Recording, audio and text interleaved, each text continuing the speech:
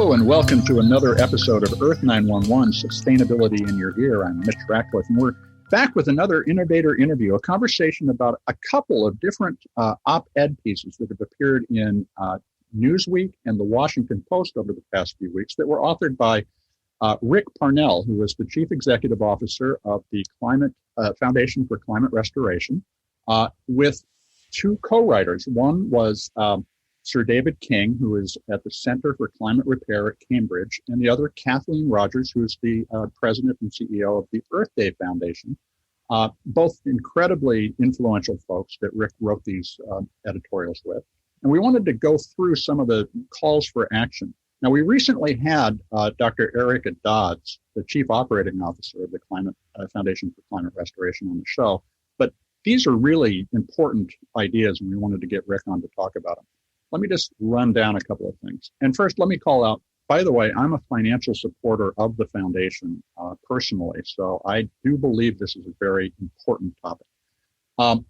Rick's Washington Post editorial started out by pointing out the fact that we are going to see 250,000 additional deaths per year between 2030 and 2050 from climate-related health issues. And additionally, after 2050, there's a projection that we'll see as many as 529,000 deaths a year from climate-caused food shortages.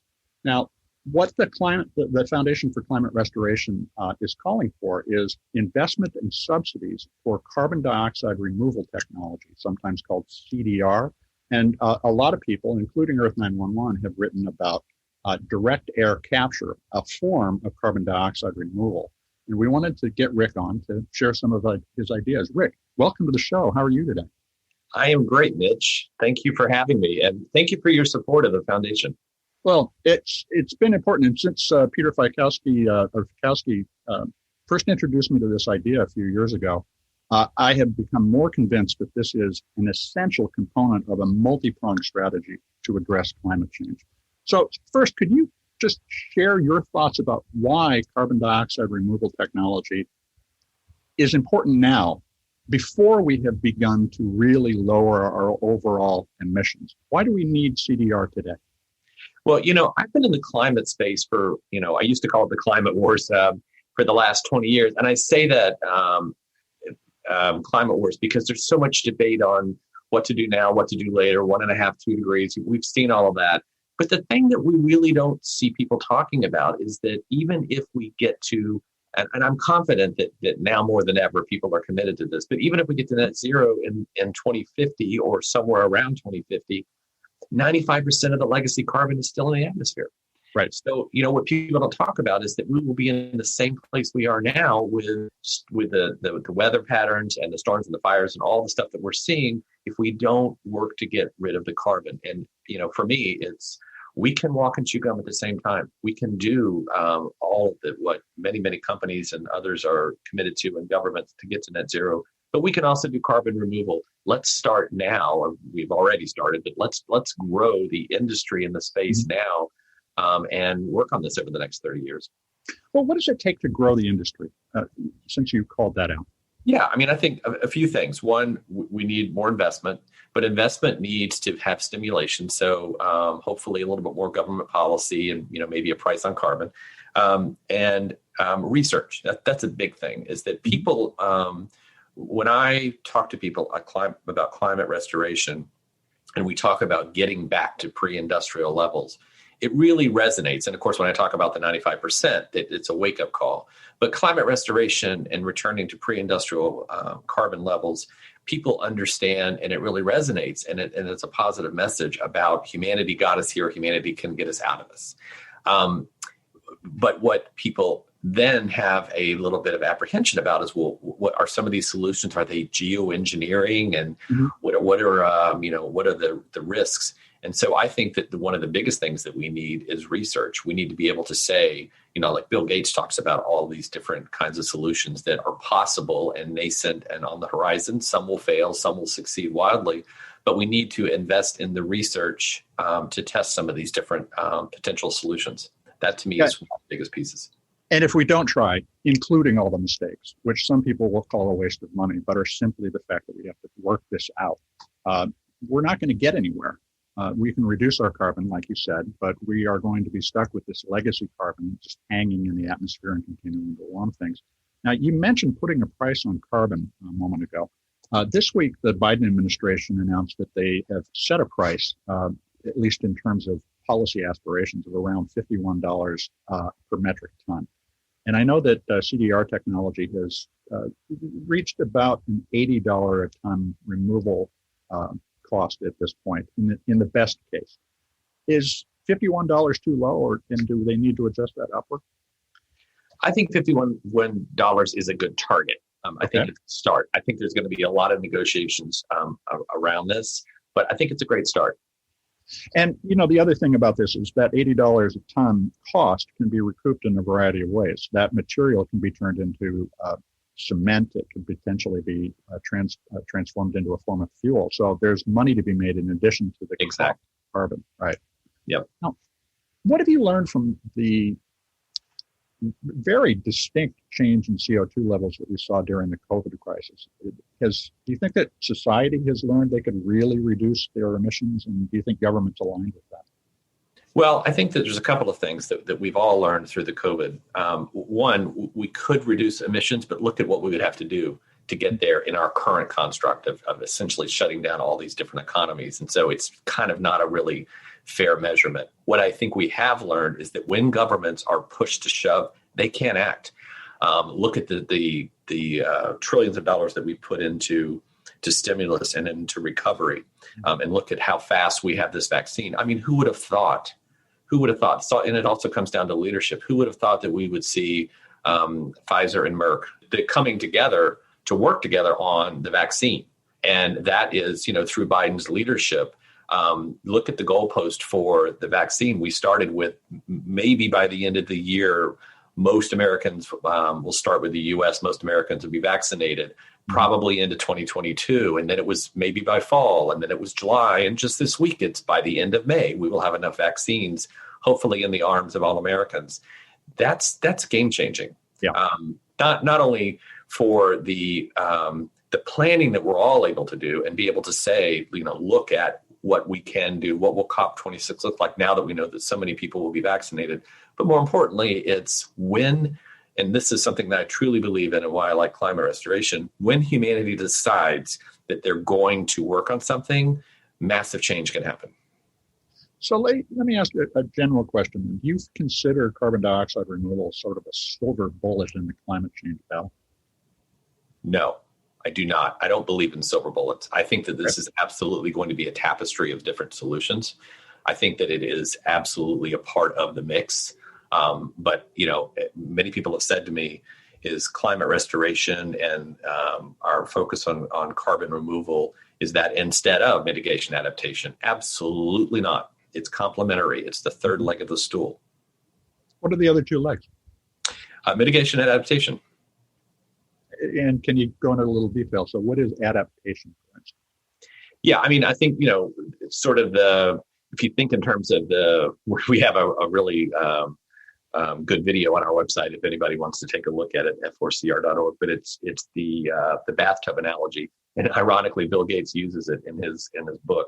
But the idea that if the bathtub is overflowing, the Earth is sitting in a bathtub of overflowing carbon, we have to do mitigation and turn off the faucet, but we have to do adaptation as well as how do we live in this environment? What are some of the different solutions? What are, everything from the sea level rise and how they're, adapting to it in Venice with some of the different seawalls and those kinds of things. Those things are going to have to happen, and they're critical, especially for island states. Yeah. But getting to restoration, the third leg is finishing the job. Mm-hmm. Okay, so let's talk a little more about where the CO2 captured from the atmosphere can be stored. Now, we know that there's currently a lot of underground storage, and folks are starting to experiment with marine permaculture, essentially seeding kelp fields so that with CO2 captured from the atmosphere, so that it is used by the plants, but then sinks to the bottom of the ocean. Where do you see the use of the recovered CO2 going? Is it going to be fuel stock for other things. One of the ways that I describe CDR is that it's mining the atmosphere, literally pulling carbon out of the atmosphere, which can be used for fuel, for cement, as I mentioned before. What is the layout of a carbon capture economy in terms of where the carbon goes? Yeah, so as you mentioned, when it comes to building materials, there's 40 companies plus globally right now that are working, actively working in the carbon removal, building material solutions, concrete, a little bit nascent steel, and some of the others. That is emerging now. If you think in terms of the building material industry, it's just trillion. I think it's a $30 trillion or something like that. Industry globally. So you think of the potential there for storing and building materials. That's one. Two, I am quite, this is not a market piece, but I'm quite taken with some of the work that Oceans Visions, for example, one of our colleagues is working on with, as you mentioned, with kelp, the ability to do these kelp builds and then have carbon sinks at the bottom of the ocean that'll last for 1,000 years. That doesn't turn a profit, but there's all kinds of uses for kelp that do, from everything from feed material for livestock to beauty products. But I think increasingly, I think that these are not markets that I'm about to talk about that are huge, but you're everything from, I'm wearing shoes right now that are made from carbon negative materials. There's carbon negative vodka. There's all kinds of different things that are coming online. Those are not going to solve the problem, but they are going to help socialize the idea of carbon removal, that look for products, look for ways to support the industry. I think that investors like Bill Gates and others that are at the tip of the spear, investing in some of these solutions, some will fail, some will succeed.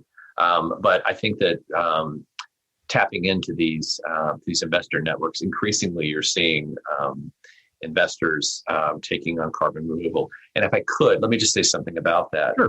Imagine if companies are racing, and I think rightfully, because of starting with the youth, but the social agenda around climate, it's really, really taking hold. And companies are racing to raise their hand and say, we want to be net neutral by 2050, and we're going to buy offsets and all of that.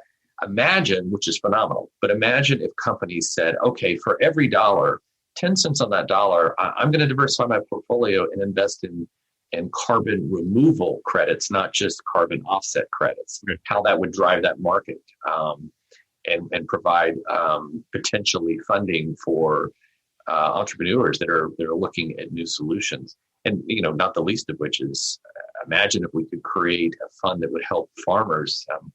One of the greatest potentials of carbon sequestration is through soil management. So I think there's just a lot of opportunity there. And we really have not, as your point early in the conversation, done enough research to understand all the ways this can be applied. Analogously, in 1840, 1850, or when John D. Rockefeller was dipping petroleum out of Pennsylvania puddles of oil, we didn't have any idea about all the ways that we would be using petrochemicals 100 years in the future. And when we talk about this, most people talk about it in terms of direct costs, like, we're going to put $1.9 trillion into a Green New Deal. That is perceived only as expense rather than an investment. And you're pointing out an important element, which is this is an investment these companies can make in order to be more competitive in the future. How much do you anticipate we need to invest as a society annually, starting in 2021, to achieve the goal that the foundation has to start to reverse climate change sometime in the 2040s? Yeah, I mean, I think that the floor that we have, many of our colleagues have talked about is $50 billion, and then it goes up into the stratosphere from there. So I don't have a locked in number, but I think it's at least $50 billion, which on one hand seems like a lot of money, but on the other, it's not. But I wanted to pick up on your point about, it's interesting because I'm a history guy, Rockefeller, when he was doing the development of Standard Oil. I don't believe that if corporate leaders back then knew what they were doing to the environment, that we would have been on that path. So I think that the boardrooms and the C-suites today have woken up to wait. This is part of our responsibility to look for these kinds of solutions like carbon removal and carbon removal offsets or credits to do our part. So I think there's been a massive awakening and the corporate and the boardroom level. And it just continue, not everywhere, but I continue to think that we should encourage that and do a shout out. I'm a big believer that you should change companies and policies from within. So, get in, vote your proxy, get your company to make investments in these different kinds of solutions. Now, you spent 20 years at the United Nations Foundation before you came over to the Foundation for Climate Restoration. Obviously, you've been working with public-private partnerships for a long time, and $50 billion a year really isn't very much money. There were more than $600 billion in green bonds issued last year. So there's plenty of cash out there that could be dedicated to doing this. Do you see more dialogue right now amongst companies and between companies and governments about how they can make these advances together? Yeah, I think we do. I think we see leadership from companies like Microsoft and Stripe and others that are making commitments and looking for solutions. And, we have a partnership that we are co-founders on. It's the Carbon Removal Task Force that has governments, companies, NGOs, youth movements, all working together on what do these solutions look like? What are the policies that need to change? How can we help companies find their way through all of this? I think there is genuine misunderstanding, confusion, and absolute willingness. I thought what Microsoft did was really brave to say, we're going to remove our carbon footprint back to the 1977, I think it is. But we don't know how. I think that's the exact right kind of attitude of let's all figure this out together and experiment. So I think you're going to see more and more of companies collaborating on this. Now, let me ask a related question. There was a lot of dialogue about including in the current stimulus bill, which is going through Congress right now, some incentives around green investment. Not a lot of that appears to be going through, but what additional steps would you like to see from the Biden administration to incent this kind of research and the business investment you're talking about? Well, you saw in my Newsweek piece with Kathleen Rogers, president of Earth Day Network, is that I think there's a real opportunity. Biden is the restoration president, no question in my mind. Restore dignity, restore leadership, restore U.S. leadership in the world, and restore science and trust. And I think that he has the opportunity to be the president that says, I want to restore the climate and get us on a path. To that end, I think that the $6 billion allocation for climate research that was in the previous package is a start. I think that imagine what the federal government broadly, including the Pentagon, could do in their procurement power. If you could look at the federal government's footprint as carbon negative construction over the next 10 to 20 years, it's a game changer. Sure. And it changes the economics for everybody else when the largest customer in the world makes that kind of switch.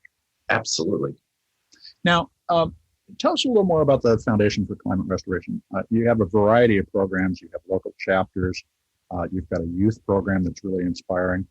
How can people get involved, and what should you recommend that one of our listeners do to start a journey toward understanding CDR? So for the Foundation for Climate Restoration, our belief is that we are building with partners an ecosystem for climate restoration. And what that means is that we have a variety of initiatives, as you pointed out. We do youth training. We have local clubs. We have a partnership. It's a faith partnership that includes the Vatican and others. We have the Carbon Removal Task Force partnership. We have several different convenings. We have a strategy on Road to Glasgow. And that is that when leaders meet over this next year, whether it's G20, pre-COP, UNGA, World Economic Forum, climate restoration should be on the agenda. And the point of all that is that our belief is that wherever you are, if you're in the pew, if you're in school, if you're at work, if you're an employer, employee, and most importantly, if you are a voter, you should be using your voice to call for climate restoration. Again, all in a complete positive way. And what people can do is start a club locally. We will help you with that. We have the toolkits on our website. Ask your local, local governments is a big strategy that we're working on towards COP26. Ask your local government to become a climate restoration government. We did this with Dave Cortese in California, and he made Santa Clara County the first climate restoration local government in the world. And now we have local governments globally that are starting to take this on. And what that means is change your planning, change your procurement, use your local procurement power to call for building materials that are carbon negative. So, and use your voice locally, use your voice nationally. But if you're a youth, we have youth programs we can introduce you to. We also work with Girl Up, which is in more than 100 countries. We can introduce you there. We work with Earth Day Network. So, get involved, and there's multiples of ways, and we would love to help you. Well, we've talked with several of the scientists who are contributing to the UN reports that precede the COP26 meetings in November. And consistently, they're very optimistic about our opportunity to change direction. But everyone agrees that 2021 is the pivotal year. What is your feeling about where we'll be in 2030? This is kind of a generic question we're asking everybody these days, but can you kind of share a vision of how far along the path you expect we will be? Yeah, I'll tell you that people hear me say this all the time. For the Foundation for Climate Restoration, I hope we're out of business, because I hope that we are so successful in helping to build this ecosystem that humanity is on a path and there's no turning back. As far as, one of the things that we're trying to do right now is work on some modeling, and we hope that we could have that done by the end of the year, but some modeling on what would it take for potentially less storms in 2035 and 3040 or 40 and 45 if we are on track for climate restoration. So if we could have the 10% investments in carbon removal credits up and running by the end of the year or early next year, and grow that annually at something like a 10%. If we could continue to have the beginnings of research around some of these solutions, if we could get the IPCC to call on to call for a special report on climate restoration and what does it mean to scale carbon removal, that would be a huge win.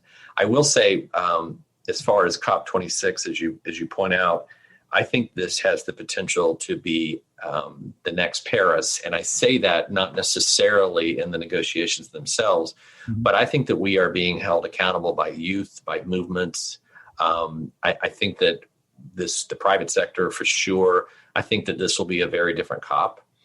And I think that there will be a sense of we won't be post-COVID, let me be clear. I understand that, but I think that this sort of the post feeling trapped by COVID, that COP will be the first global convening, that there's a potential that so many people will be able to show up physically and of course virtually, but be able to say it's time for us to take a new direction.